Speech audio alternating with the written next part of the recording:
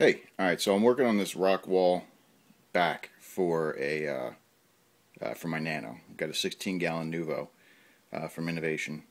Um, it's a pretty sweet tank, but there's not a lot of depth, so I wanted to do a you know fake reef back wall. Lots of rocks, some PVC swim throughs and holders, and lots of little places to tuck zoanthids and stuff. And I thought it was going absolutely incredible. Love the texture that I got by pressing it down. I'm going to coat it with sand this weekend.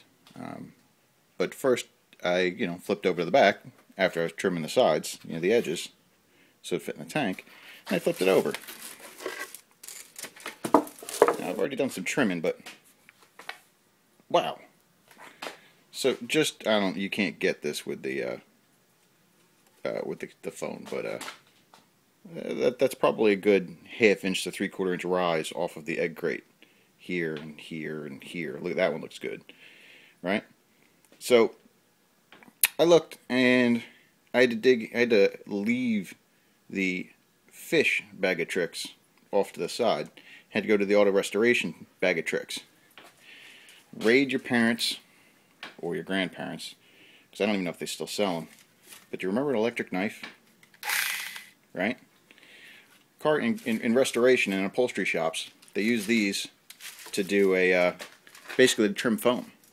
Especially for older cars where you can't get replacement foam that's exactly the right shape, you just get square block and then trim it to your needs. This stuff works incredibly well. So, for example, let's take a spot like here. All right, it's up. You can see that zip tie runs right on the egg crate. This is a bit higher, so all you got to do is really gently run your knife through it, smooth it out.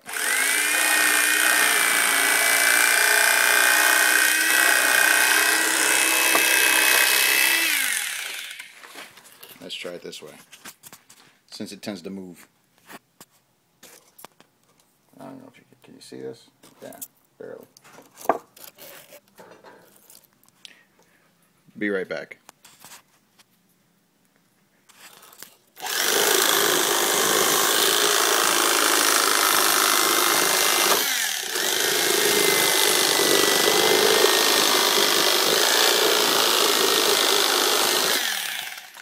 Let you trim just a little bit to flatten it out.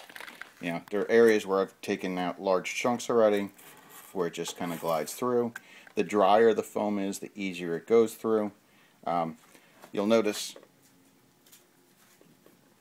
little bumps. Let's see if we can get a better angle so you can see them. Yeah, see these blow-ups here? After 2 days, there are still pockets of wet foam underneath. As I trimmed through, you can see the knife got some on there. It was still liquid. It expanded back through. So basically for the last day or so, I've been trimming, waiting, trimming, waiting. Hopefully this weekend we'll get sand on the front end and epoxy and sand, and we'll see how it looks.